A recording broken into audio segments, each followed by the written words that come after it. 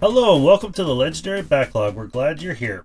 In our show, we cover what we've been playing over the last week, a game over 5 years old in the 5 Year Beyond segment. This is episode 5, and we're covering the original Mortal Kombat. I am Brian, and you can find me at Bryan on X. If you listen to the show and you like it, please follow us on Patreon at the Legendary Backlog. It's free and will give you access to all our sites. We're trying to build a community of people that love games. Brian, why don't you go ahead and introduce yourself?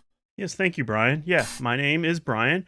You can find me on social medias such as Blue Sky and Instagram at Nostalgic Pixel, as well as my YouTube channel, Nostalgic Pixel, and my website, nostalgicpixel.com. I checked out your website the other day. It's actually looking really good. Thanks. I've been putting some work into it, writing a few new articles and stuff. It's been fun. Yeah, that's pretty neat. I like where you're going with it. Thank you. Why don't we go ahead and get into what we've been playing? All right, sure. Yeah, well, this week has actually been a pretty busy week for me. One of the games I've been talking about playing for the past few weeks, I've actually got around to it and started that new game plus on Resident Evil 4, the classic version, just to catch, to get the last chapter in, because for some reason I didn't have it. But it was a lot of fun because I made it fun by doing new game plus and just kind of went around with all the in-game guns that I had upgraded and just kind of tearing the whole beginning of the game apart. It was a lot of fun. I'm now going to move back over to Resident Evil 4, the remake. But that's what I started off the week, is kind of after we're done the next day, I started playing that. One of the games we were playing for today is Mortal Kombat, but while I had my PlayStation 3 booted up, I also checked out Street Fighter Cross Tekken and played through the whole game, beat it with Poison and Sakura. That was a lot of fun. It's basically two franchises being combined. It's a versus fighting game, Street Fighter and Tekken, and they're just this is like their first crossover game. They were supposed to be talk about like a sequel that was going to be a crossover from the Namco Bandai group. I don't think that ever materialized for it, but so it exists on the PS3. I checked, there wasn't any PS4 port or anything like that. But anyway, just because we booted up the old system and there's just like, there's so many fun games, and when I had the arcade stick hooked up to it, I just gravitated towards that game. But it was a lot of fun. Sakura is a character I'm real familiar with, but Poison was kind of a new one. But I learned her attacks pretty quick because I was happy enough to find out that her special moves were similar to like other players' special move sets, while they were different in action. Triggering them was the same. It was like throwing fireballs, so I was happy. Yeah, I love that game. I usually use Ken and Jin as my main characters, but you know what system I like to play on the most? It's the Vita. Oh yeah, that game is also on the Vita. That's definitely a really really good looking game version on the Vita as well. So it's nice. So that's what I was playing, and then I was playing some other games this weekend. I got around to playing on my Sega Saturn, which is a lot of fun. I have one of those satiators that's like lets you to bypass the disk drive or the optical disk drive and boot games off of an SD card. And so on Saturday, it is Saturn Day. So to celebrate that, because it's every Saturday is Saturn Day, I hooked it all up. And it was fun. I ended up streaming on my Twitch channel, Nostalgic Pixel TV. I ended up playing like a bunch of shoot 'em up games, and because my memory on my Saturn is full, I couldn't save any games that day. So I was like, okay, I'm not going to start any long tail game. I want to play mostly like arcade games, where I don't have to worry about like continuing my game later on. So I avoided any like story driven game, and there are a few fan translations I want to get around to playing that have been recently translated on the Saturn. I mostly stuck to the shoot 'em ups. And the shoot 'em ups is just the old arcade style spaceship shooters. And one of the games I played a lot of, which was really cool, was Thunder Force 4 on the Sega Saturn. And while they have like other Thunder Force versions, previously releases on the Saturn with like their deluxe kit, I was playing the fourth one. And the fourth one is in 3D, and a lot of 3D, being the first system to do like a lot of 3D. It's actually done really well. It reminded me of like how well another 3D shooter on the Saturn is Radiant Silvergun. I didn't play Radiant Silvergun last week, but playing Thunder Force 4 reminded me of that, because all the character models and everything are in 3D versus a lot of the other ones that I was playing were all very awesome 2D sprites and the arcade games of those. And I ended up playing The last game I remember playing on that system, though, just that day, was going back to one of my favorite games on the Sega Genesis. In Japan, they released it on the Saturn, which was Mickey Mouse Castle of Illusion. And so, as much as I loved that game on the Genesis, it was fun to play the same game on my Saturn. And playing on the Saturn pad is just a joy. So that's kind of what I was up to this week. Sounds good, man. It's always good to break out an old system and have fun with it and go back and flash in time. Especially good when you find out those little gems like you found there.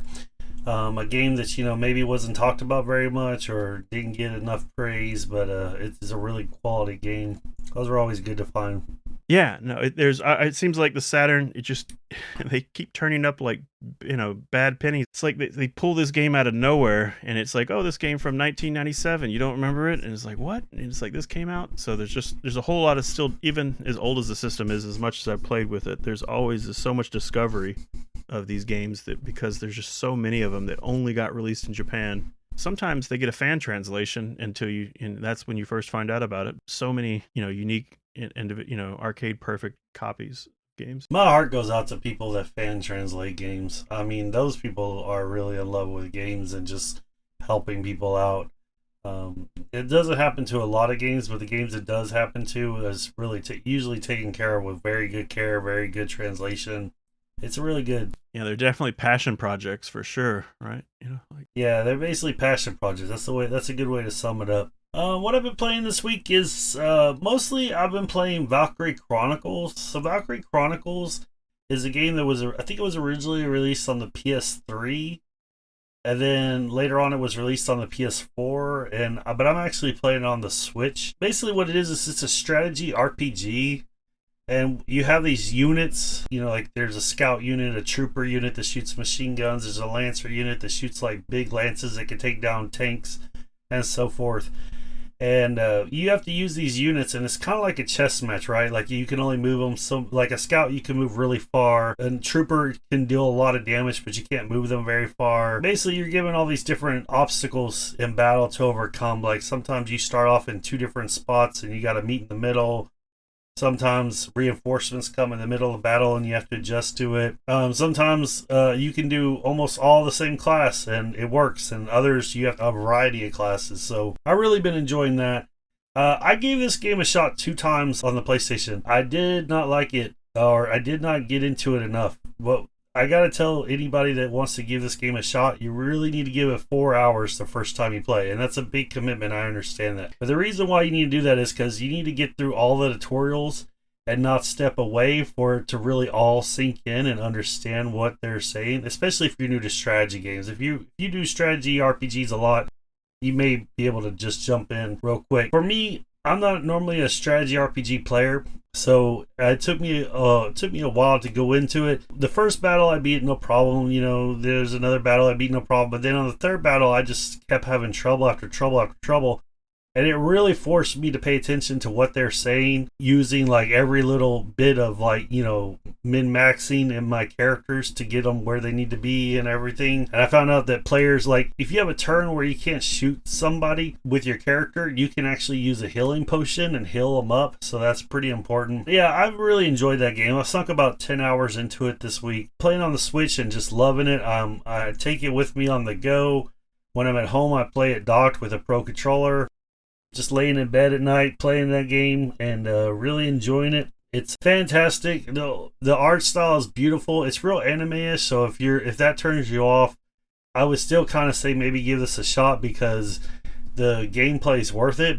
It is real anime-ish, and the story seems to be okay so far. I mean, I'm not really blown away. It's developing though, but I'm on chapter 8 now, and there's supposed to be 54 chapters. It's going to take me a while to get through this. My goal is to just play it, and hopefully when I go on my trip that's coming up soon at the end of May, I want to be able to beat this game somewhere either on that trip or slightly after it. So that's my goal here. And then on top of that, I played some Mortal Kombat like we're going to talk about later. I played a lot of Injustice this week with my daughter. For some reason, Injustice 2 just came up out of the blue and everybody in my house started playing it again. It was really weird. I haven't seen the game in like 6-8 months. But it's the go-to for my daughters. They both love Harley Quinn. They both love Poison Ivy. They both love Catwoman. There's a lot of really good like female archetype characters in that game, so they really enjoy that game and they go at it. And then I get in there and I'll play with them, and I'll like do some combos and stuff. They'll get real low at health, and then I'll let them win, that kind of thing. Mm-hmm. It's really fun for the family. The special moves are out of this world in that game, though. That's one thing I have to say. Is that if you haven't seen all the Injustice special news, it's worth a shot on YouTube or something just to watch those. Superman has my favorite. I think so far Superman and Batman have my favorite. They're pretty incredible. Superman's, he like punches you in the air, and then like while you're in the air he keeps punching you, and then all of a sudden he appears in front of you, grabs you, and like takes you down to the earth and slams you on the level. That's pretty cool. And Batman, he like strings you up with like a balloon, and then he comes in the Batwing, like the one from the original 1989 Batman, and he takes you up, and you go up and you see the moon background like you did in that movie. Then he takes you down and like fires missiles and all this stuff at you, and you land on the ground. That's a pretty smooth move. But they're just out of this world crazy. So that's a game that I haven't really talked about much or experienced much recently, but it still holds up really well. So I was enjoying that this week. Oh, and another game I've been playing, Brian, is Star Wars Episode 1, the Pod Racer game. And that was recently on sale due to the holiday that they have for Star Wars. It was fun. Like, I remember playing that on my computer back then, as well as like, I think it was out on the Nintendo 64 or whatever, or maybe the PlayStation. But from my experience, I remember playing it on my Mac. I was just amazed on how quick, like, I was able to pick it up, and like just I remembered like those tracks were just lodged somewhere in my mind, and it just kind of unlocked as I played it, and I just was like burning through each track, just knocking it out. And after playing Mario Kart, I was expecting like a blue shell, and in that game, it's no kind of kart game. So when I'm in front, like, you're gonna have to catch up to me, which was a lot of fun. But I was just amazed on how like muscle memory I was on those maps. Like, I remember the turns and everything. It was a lot of fun playing that game again. That was the one I liked. Like, I know they came out with a sequel on the PlayStation 2, The Racer. I've tried playing that game, but I'm just really hooked on the old maps. I like that game, and I enjoy it, and it was out on everything. I think it was out on the PS1. I don't think it was on the Saturn. I think it was on the N64 and the Dreamcast. Yeah, no, I checked for the Saturn. It wasn't there, but I wanted to also. Dark Forces was a cool game, but it wasn't on sale, so I didn't play it. I know it just recently got remastered. But I always wanted to know if they would have continued with that kart racing game, what it could have become, right? Because it's such a neat idea. The pod racing episode 1, for a movie, is it great? I don't know. The build up for it and everything, that's another discussion altogether. That's for a movie podcast. But from a game perspective, it's a really good idea. And what I could see is that, if they continued with that series, you could get different kind of racers, you can have upgrades and everything, and like go really detailed. Oh yeah, after a while, I mean, you unlock different ships and stuff during that game, so it's it's a lot of fun that way. But I don't switch out my pod racer until like later on in the game, when they start really handing out some really fast ones, but the one you start off with, it just, like, I had no problem burning past everybody. Yeah, I notice games usually start you off with what's fair. But I'd like to see that game get to the point where it's like almost like Call of Duty, how it customizes your guns. You can do anything to them, but there's like pros and cons to each part. I'd really like to see a pod racer from Star Wars where you can really get in there and tinker. Maybe you have to like earn money and purchase a droid that can actually upgrade, certain parts better than another droid. There's so many things they could do if they continued with that series, but they just kind of just left it with that one game. I always thought that was a little sad from LucasArts. I think that's a great game. One more game that I played this week I'd like to get into. Play some more Salt and Sanctuary. So Salt and Sanctuary is basically like a Souls-like game, but it's 2D. Really brutal. You could die pretty much instantly if you don't know what you're doing. I've just been exploring that map and really enjoying that as well. And then the other game that I continue to play on my backlog list is Prince of Persia. I usually play that about once a week. See how far I can get for a couple hours. I'm really enjoying that. I'm unlocking things. I got the bow now. and things are really starting to unlock. I can tell I'm ready for double jump because everywhere I go, like you need double jump. So I'm looking forward to getting that. But yeah, that's been a really good game as well that I've enjoyed playing. I highly recommend it. It's a Metroidvania. Very cool. Yeah, I've started that game. I just haven't gotten too far into it, but it's really pretty. Yeah, it's a really nice game and it's a fun. What I love about that game is one thing that I think other Metroidvanias can learn from is because my problem with Metroidvanias is that as soon as I set them down because I'm gonna play another game, or I set them down because life happens. When I come back, I'm like, I have no idea where I was going. I have no idea what I was doing, and you usually have to look at a guide. This one, when you come back, they have two modes. They have modes where you can play traditionally, where you just have to find everything. But in the mode I'm playing, they actually highlight where you need to go.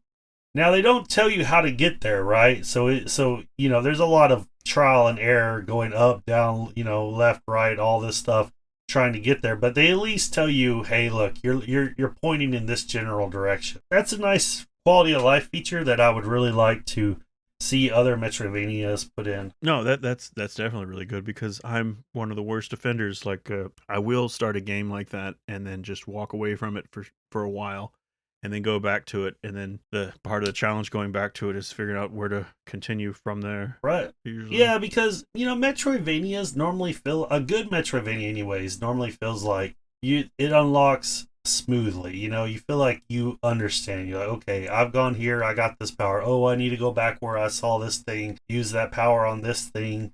That opens up this door that takes me to a new power that takes me to another place.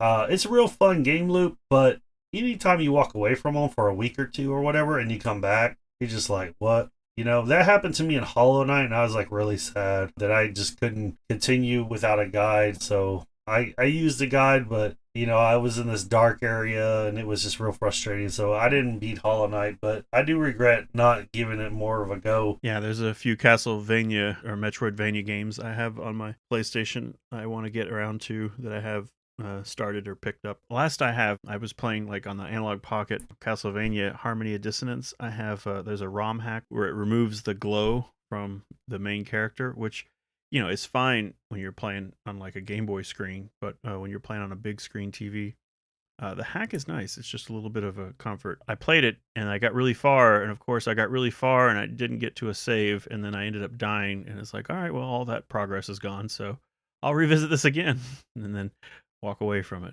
for a while. Yeah, I just think that not even Metroidvanias, I think that's something that all games could do, right? Is just kind of like, keep you pointing in the right direction. I'm not talking like a gold trail from like Fable 2, but, just something generally, hey, you were doing this is where you're supposed to go. Quests are a good way of doing that for RPGs, but even like some JRPGs I've walked away from, and it was my fault. I saved in the open world or I saved in a town, and when I got back, I was like, where are we supposed to be going?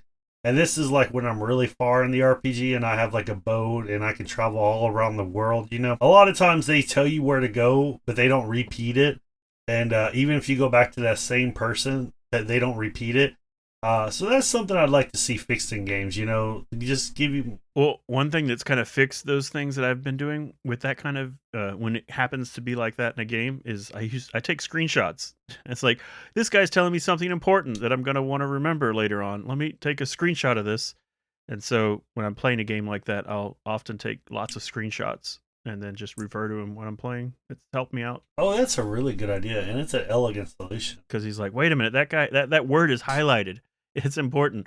Let me take a screenshot of this, and I'm going to read it and pay attention to it now. But in like say 10 minutes, I ask the question, or I come back in like 2 days.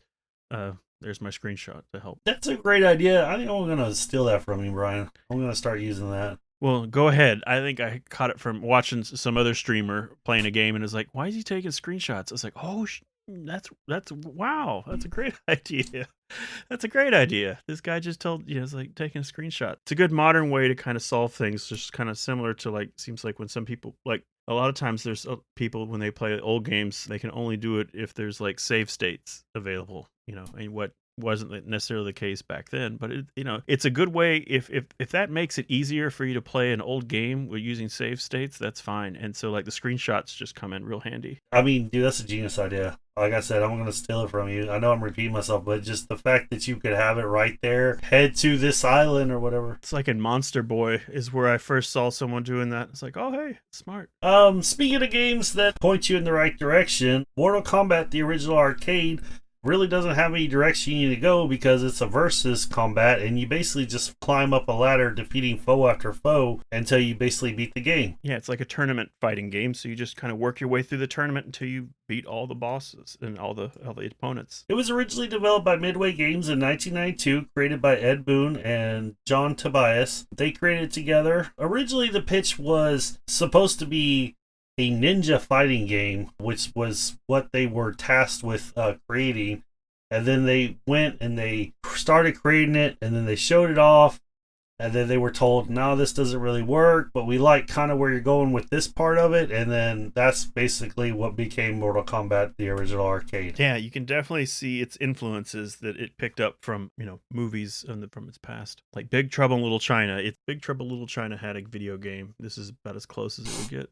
If it was a versus fighter, like Raiden character and everything is like straight out of it. It feels that way. And then you have like the Bruce Lee movies and stuff, and where like Luke Cage and all those guys' characters seem to have influence. This is where their characters are created. Not their original characters, but they definitely have a heritage. They took a lot of ideas from several places, kind of mashed them all up, came up with 7 characters, right? So this arcade game has 7 characters that you can play, and you climb the ladder with all of them. They have individual stories when you beat the game. It's nothing flashy. It's like 2 screens of font.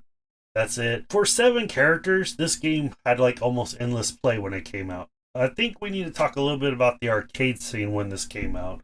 Because at the time when this came out, arcades were still very popular in 1992. They were kind of like almost at their peak.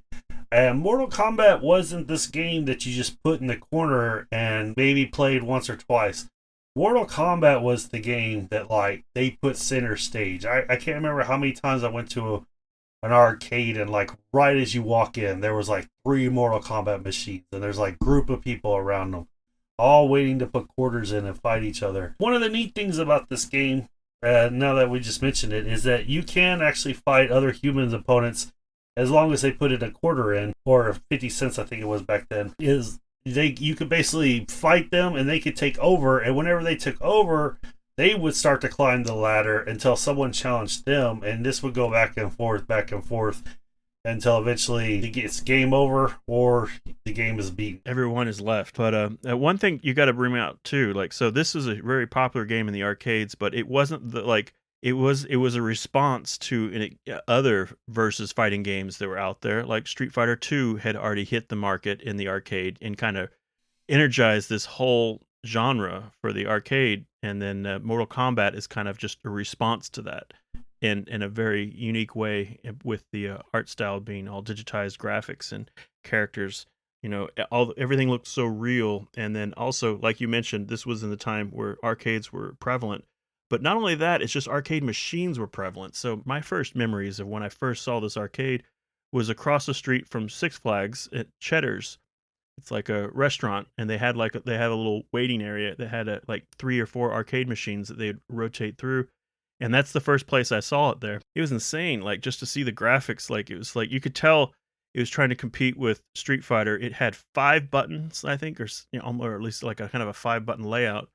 And then just like the graphics were again, it was a versus fighting game, and everything looked so realistic. But it has lots of blood and lots of gore. And if you know what you're doing, there's a lot of really cool like moves that you had to like figure out or learn from someone else. It was almost like a word of mouth on the fatalities and stuff. Yeah, speaking about fatalities, that's something that was introduced during Mortal Kombat as one of his key signature for the franchises. Basically, what fatalities are is after you beat somebody for 2 rounds and you win the match, these big words would come up and you would hear a voice to say finish him. What you're supposed to do is certain number of buttons in a direction or whatever, and then you would perform a fatality, which basically would ultimately kill your opponent. It was very graphic. It was very violent for the time. This led to even Congress getting involved, because one of the things about Mortal Kombat compared to Street Fighter is they actually used digitized humans. They didn't really like the fact that humans were in there instead of cartoon characters, number one. And they also didn't like the violence that was in there and the blood. Eventually, they went to hearings, and really nothing ever came of it except for eventually the ESRB spawned out of this, but with the mature content rating, right, which is what M for mature. That the reason why we have that today is basically because of the panic of Mortal Kombat 1 And Night Trap. and Night Trap, yes. What's interesting is that going back and looking at these fatalities, they really weren't that serious. I mean, And then this whole series gets a little ridiculous later with babalities and friendships and stuff. They really kind of take it for a spin on those different methods. And, and this is a franchise that's had many sequels in even today. But we're talking about the first one. This whole fatality was just kind of a bonus. So like after you've already beaten the guy, you get a chance to pull off a really cool combo to like show off, and it's like just a bonus little cherry on top after you've already won the match. And it's just knowing how to pull it off is the trick. yes, and this was made for player versus player setting, because basically if you beat somebody that put in their quarters and you did a fatality on them, it was like the ultimate, hey, I got you kind of thing at the arcade. Mm-hmm. Like Brian mentioned, these fatalities were largely hidden. Nowhere on the machine, nowhere in the guide that came with the machine were they printed anywhere. It was basically through word of mouth that these spread. The internet wasn't really, it was out, but it wasn't as relevant as it is today at that time. Which also contributed just to people hanging out in front of the arcade machine watching other people play. Like it was an audience that game commanded a lot of times, just because when someone did go there knowing all the moves, everyone wanted to see it, and just sometimes for the first time. Yeah, and you would hang out at the arcade just to learn your favorite character's finishing move, And not only that, but I mean, you would hang out at the arcade just to learn new combos and new ways to play. It was just amazing the hype that Mortal Kombat drew. The previous machine that drew so much attention was Street Fighter 2, as Brian said. But Mortal Kombat had its limelight as the number one fighter for about a year or two there before anything really challenged it. Yeah, it had its arcade dominance for a while there. That was pretty great for the franchise and just the whole genre. Like after Street Fighter 2 and this game came out, like everybody for the longest time was coming out with a versus fighting game. Now, one of the unique things about Mortal Kombat that I think we do need to cover is that most fighting games that you play, you hold back and you block. Like if you hold back, just back, you'll block a high attack. If you hold down back, you'll block a low attack. Mortal Kombat, on the other hand, has a block button. As part of the series' signature 5-button layout that they started off with. Eventually, later on, adding a run button. The 5-button layout consists of high punch, high kick, low kick, and block. And in order to block your opponent, you would have to press block. Just press block would block a high attack. If you press block and press down, you would actually block a low attack. After playing this week, beating it several times on the original arcade, I have to say that blocking is so important. I mean, there's so many times you need to block in that game. And that's my worst thing on fighting games. I am the worst at blocking, period. But like I get all right, but like that's my Achilles heel for sure. I wasn't able to beat the arcade of it this week. I was able to get as far as Goro, and I stuck fighting him for a while until I couldn't get any further. The endurance modes were a lot of fun. I was able to make progress through that, but when I got to Goro, he just took me down over and over and over and over. Yeah, Brian, why don't you go and explain to people what endurance matches are and what Goro is? Yeah, well, like we said, this is a tournament fighting game, and as you go through the catalog of characters, after you've played a certain number of them, they get to these what they call endurance modes, which is basically, okay, you've beaten one guy versus one. How about one after another with no break on any health bar resetting? So you have now to take out two players with your one health bar, and they each have their own individual health bar, and you fight them one at a time, one after another, on your same health bar. So they call that endurance. So you do 2 rounds of 2 different sets of those, and then you move on to what like the final 2 bosses are. There's Goro, which, well, a lot of the characters in this game are all taken with like actors in costumes. When it came to Goro, he's He's basically like a sculpture character that they animate. He's just this really tall dude that's got like 4 arms, super strong, and he's all muscular. What do you have to know more about it? Because I remember you ended up beating him and moved on to the final boss. So Goro is really tough for fighting fans. He's basically no low attack will touch him pretty much. If you try and do a low attack on him, he will automatically get a free hit on you. It's kind of cheap in that way. The other thing about Goro is you have to stay away from him because he will basically obliterate you. So the way I got past him is, funny enough, is really using jump kicks a lot. Yeah, that's how I got through my endurance, is doing a lot of jump kicks. Yeah, I found with Goro, if you flip back and flip forward, flip back and flip forward, you might be able to get like 2 or 3 jump kicks on him in a round, and then the rest was just like, can you hit Goro without dying? But what's interesting is Goro's the first boss after you do the endurance matches. The second boss is Shang Tsung's son. So after you beat Goro, you get the Shang Tsung's son, right? I didn't know this, but in the arcade version, because I played a lot on the Genesis when I was young. I didn't know this, but in the arcade version, Shang Tsung's son turns into Goro like left and right. He can turn into anybody. He's a chameleon, but turning into Goro, that's a tough one. Shang Tsung's son is basically the sorcerer guy that all he basically does is shoot fireballs. Now the key to his fireballs is if one hits you, the next 2 are automatically going to hit you, and if you let all 3 of them hit you, they can take anywhere between 50 to 60% of your life, depending on what you're doing. So it's definitely something you have to avoid.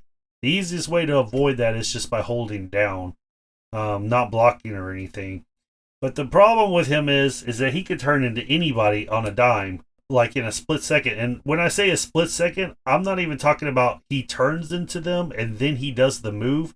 He will turn into them as he's doing the move. So for example, like he'll turn into Sub-Zero, but when he turns into Sub-Zero, he's already sweeping you, right? When you flip back, he'll turn into Goro and shoot a fireball at you before you can actually land. Very, very tough guy to beat. I'm not kidding, probably took me about 10 to 15 tries to beat Shang Tsung's son. I was about to give up, and then I actually beat him. And then I was able to do it again.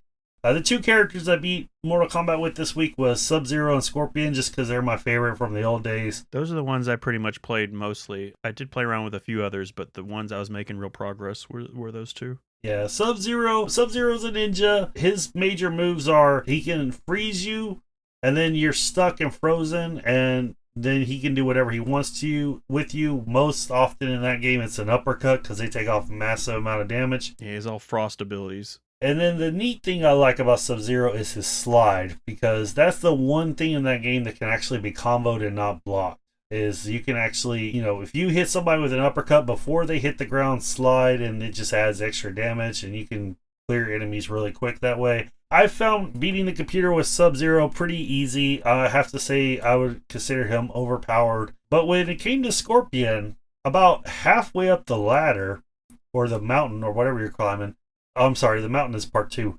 But anyways, halfway up the tournament ladder, my special moves became useless because all they were was just an open shot for the computer to do whatever they wanted to, Yeah, they were really good at like responding to your special attack. You wind up a special attack and they have the counter attack ready to go. I basically just used basic moves with Scorpion all the way up the ladder about halfway through because my special moves were just automatically get me like knocked or killed And they were really good at blocking them. Yeah, I played around with Liu Kang. I really enjoyed Liu Kang. If the right person's using Liu Kang, he's very deadly. Oh, I remember seeing some amazing Liu Kang players at the arcade. Like, they were just like, they had it down. They were dangerous.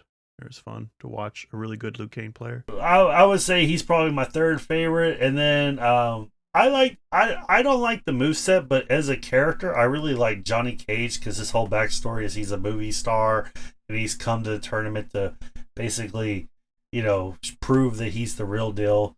So I really enjoy that character. Yeah, very Bloodsport like. Female character they have is Sonya, and she's really decent. And then when the computer uses her, she's amazing. I mean, she can bust out stuff that you're like, holy hell, I had no idea this could happen. She can kill you really quick. Yeah, I agree. I've seen the computer do a lot of amazing moves with her. I'm like, wow. And then there's Kano. Kano's a guy that's got like a laser eye or a metal eye. and then he throws a knife, and he's got like a little ball he turns into where he's hovering and he shoots at you almost like it's a fireball, but he's shooting himself. Raiden I played a lot with this week. I didn't beat the game with him, but Raiden is a really good character. He flies across the screen, like literally flies like Superman with his hands forward, and he pushes you across the screen. Yeah, it always reminds me of M. Bison. He also shoots lightning, and he also has a teleportation, which the teleportation is useless once you get halfway up the ladder because you basically just get slammed as soon as you teleport. Yeah, I know. And Scorpion also has like a teleport, and that same thing happens. Like you just switch to different, teleport across the other side of the screen, and the other guy just has a punch waiting right for you to. My major complaint with the game overall is the AI, right? Well, we call it AI nowadays, but the computer fighting, right? Because at the beginning you could tell that they're trying to imitate, hey, this is what a beginner player would do, right? Like your first match or two. And then quickly when you're about match 6, the computer just literally starts to counter what you do. I tested this out by just sitting there and like moving forward and moving back, and the computer literally just responds to what you do. Like they'll wait for you to throw a move and then counter it. So you have to try and throw moves that if they block it or they counter it, you can have a follow up to it, right? Mm-hmm. Yeah, you'd have to be ready to cancel a move and switch to something else if you can. Yeah, and that's where the block button becomes so valuable because the computer's going to counter your move. So a lot of times you can jump in and just block, and they'll hit you, and then you can hit them. So there's kind of a way to cheese it. I just really didn't enjoy that kind of combat. I've always had that feeling with the first 2 Mortal Kombats, but specifically the first one. It just seems like a bunch of if statements, like if I jump high, the computer does uppercut. If I slide low, the computer does. Sonya will do her little laser, that she does. Mm-hmm. One thing I find that's a lot of fun and very satisfying in this fighting game is when you pull off like an uppercut and stuff, or you pull off like a jump kick. There's a lot of satisfaction when you hit them. As stiff as some of the movement is, it's like when you make contact and you make that hit, it's really enjoyable. Really enjoyable. That's a unique part of this game because you feel like you're fighting the controls sometimes until you kind of let it happen and you get used to the rhythm. But making contact against the enemy is just very satisfying. And I think that's one of the things that made Mortal Kombat what it was, right? It was like whenever you hit something, you really felt like with the, not with the animation you're seeing, with the noise you receive and the blood you see on the screen, it would really feel like a hit, And I think that's a great feedback for the player. One thing I wanted to talk about is while I spent like half the time playing the arcade version, I did go and check out like a bunch of the old home ports of like every version of it and all the portable versions and even later release, like unofficial releases of it. One thing that was kind of funny is I guess growing up, one of the versions I played a ton of was surprisingly enough was the Mortal Kombat on the Game Gear, which at the time I thought was just amazingly revolutionary. Like looks amazing and it's a handheld and it's portable.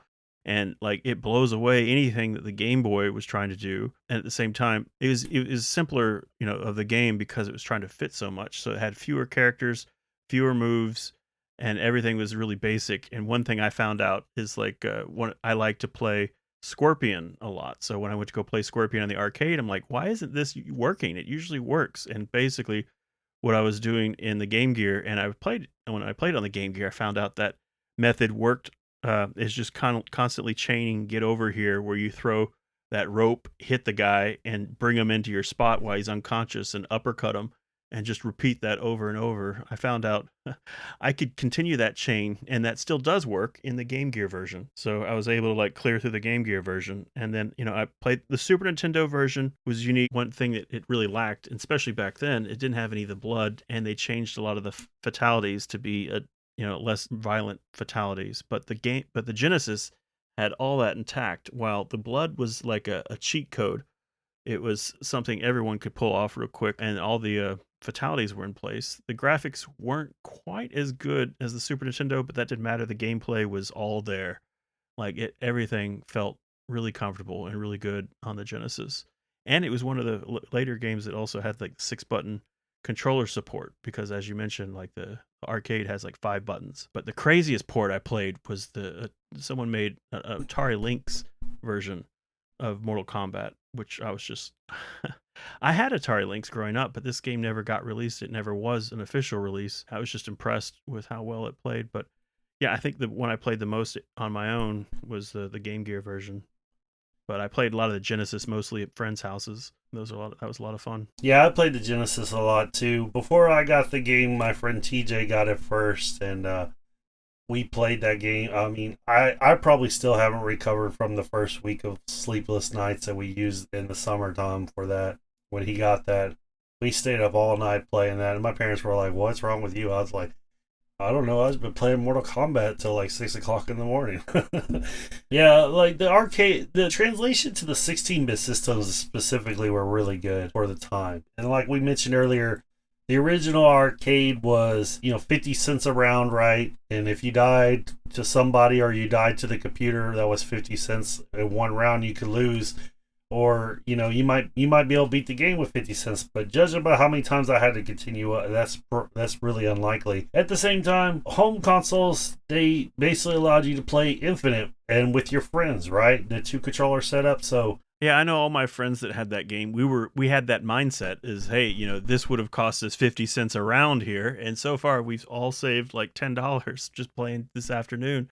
So we keep this up, and we've got this game paid for easily. right, exactly. It felt like return on your investment, right? Because it's like, I might as well spend 50, $60 to get Mortal Kombat because over time I would spend that at the arcade. Yeah, and it's not like a 100-hour RPG or anything like that, but the replayability is so strong that you're constantly playing. And like we said at the time, often like you were not only playing against the computer, you were also playing against your friends and your neighbors and everything. It was a very social game. And tell me about the first time you played Mortal Kombat. Well, like I said, I was at Six Flags and Six Flags over Texas, and one of the things I always do is get like my hand stamped and go across the street and go eat lunch at like Cheddar's. And Cheddar's, they had, the food was pretty good. I remember the milkshakes growing up being amazing, but they had a waiting room that had a few arcade machines, and they were pretty good at cycling them in and out, so they kept them current.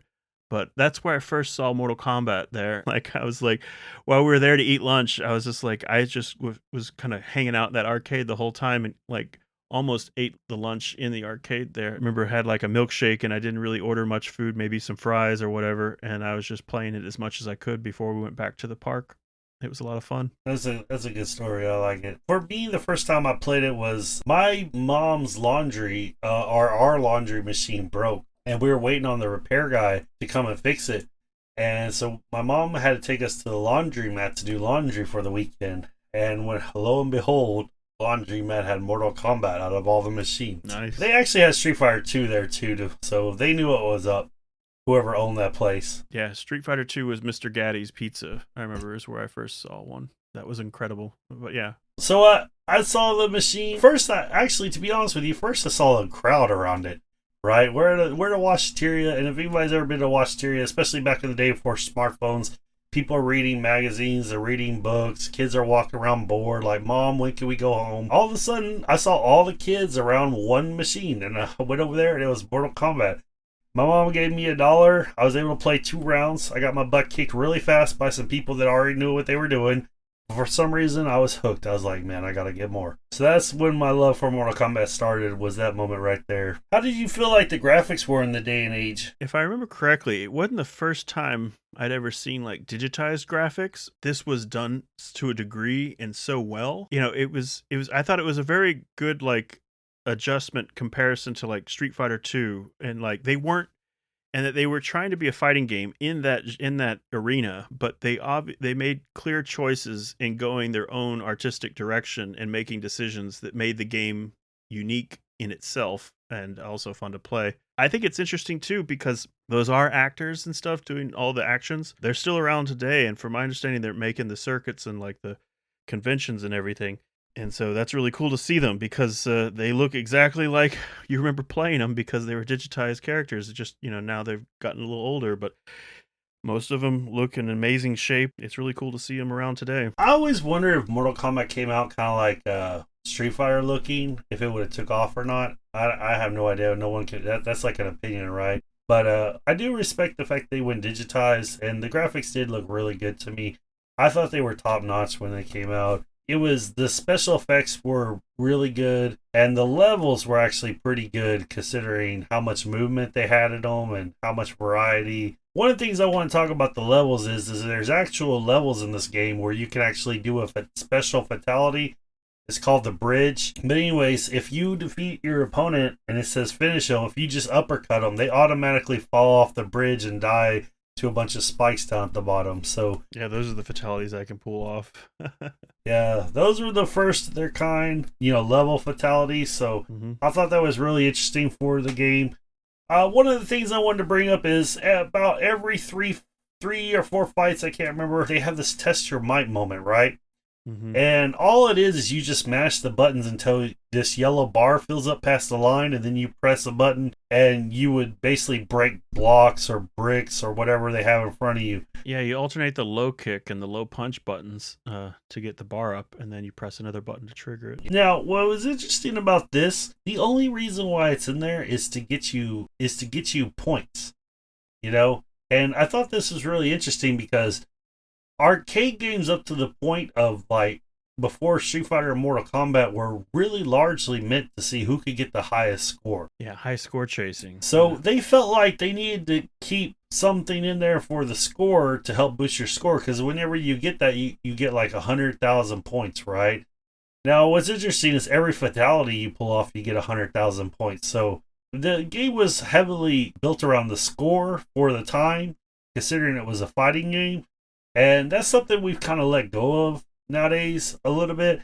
There's still scores in Street Fighter, I believe, and things like that. At the same time, it's really about who beats who, right? Or did you beat the computer or not, Oh, yeah. No, when you go online, you don't really look at the scoreboard. You just, you compete as much. I mean, but you do look at the scoreboard in terms of number of wins, but not like how many points they've got. It's okay. So one of the things that I thought was interesting about the arcade is, if you want to get your name on the board from the default arcade, right? This is no one's played it.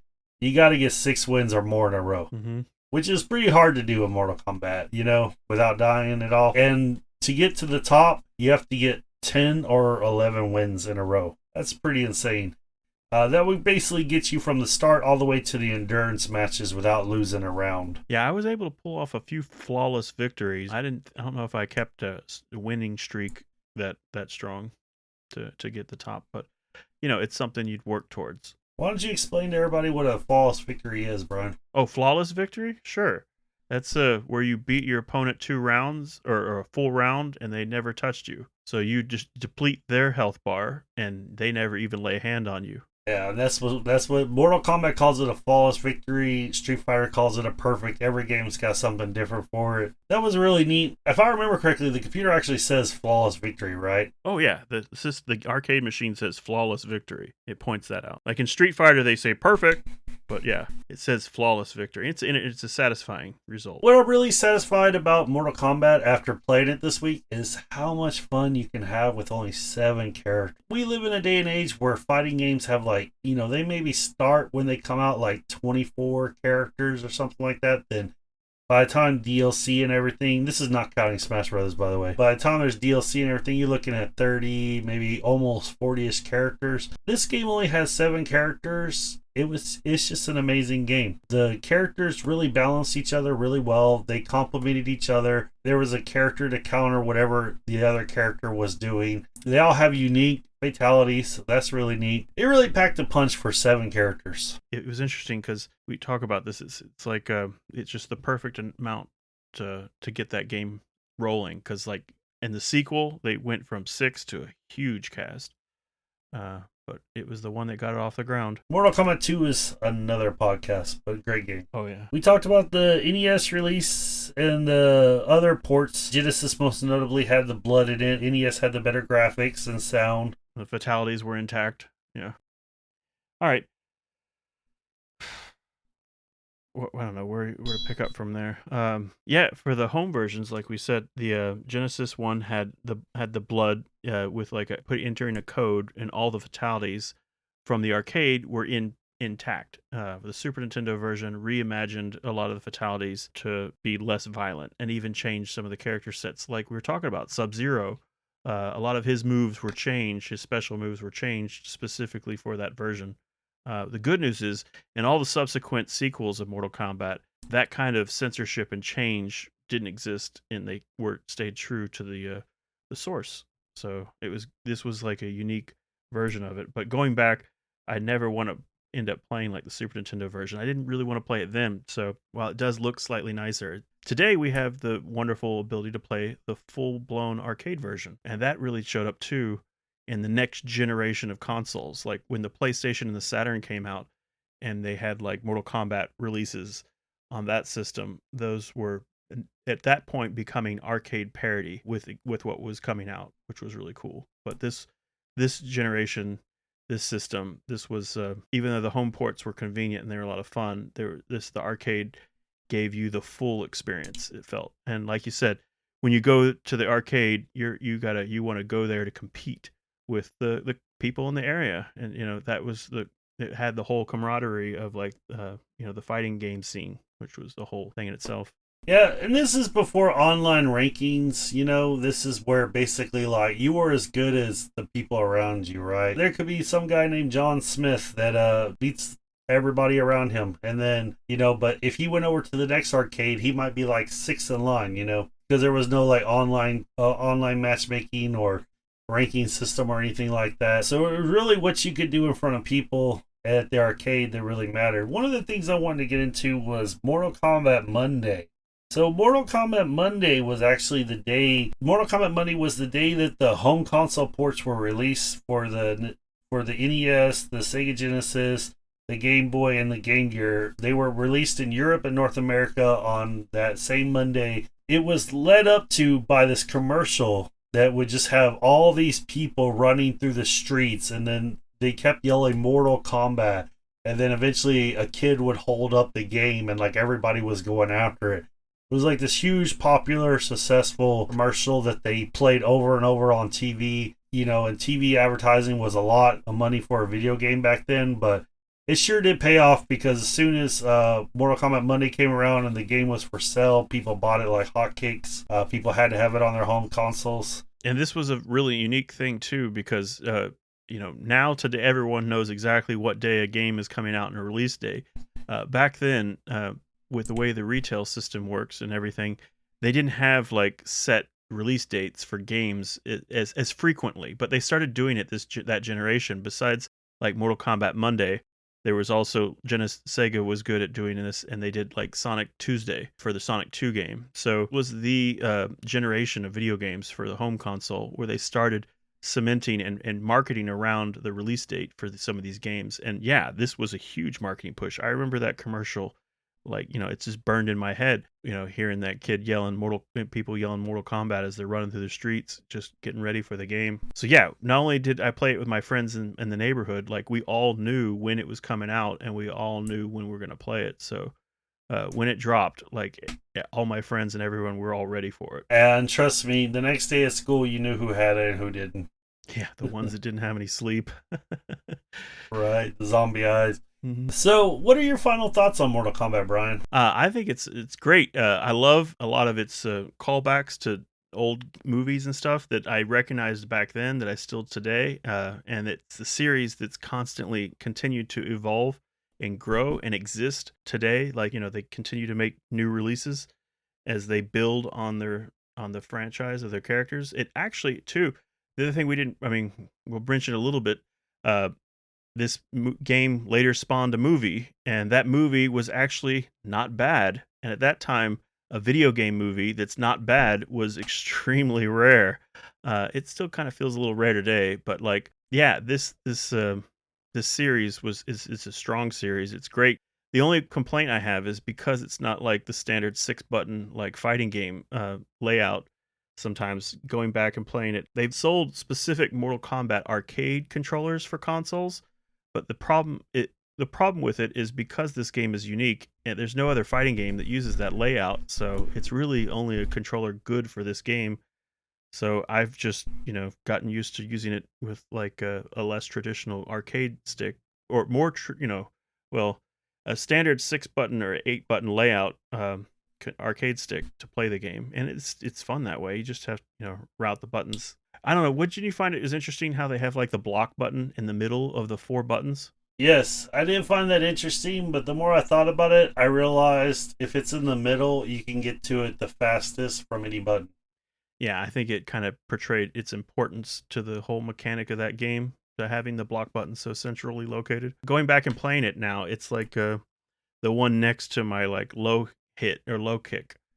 So I just have to remember where that was with the button layout.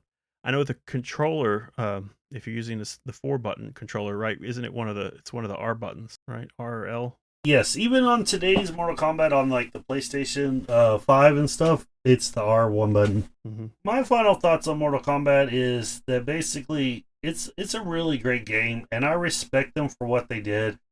Street Fighter was super popular, and people were craving what the next fighter is going to be. And Mortal Kombat came out, and they really did their own thing. You know, they did copy Street Fighter as far as like, you know, the two big health bars, person versus person, a select character screen, that kind of stuff. They did copy. And those are good things they take. I'm glad they borrowed that, because for me that type of fighting is comfortable. Yeah, well, those are things that, you know, basically the genre has to have to function, right? As far as Mortal Kombat, you know, they went with their own graphic style, something that really hadn't been done too much before.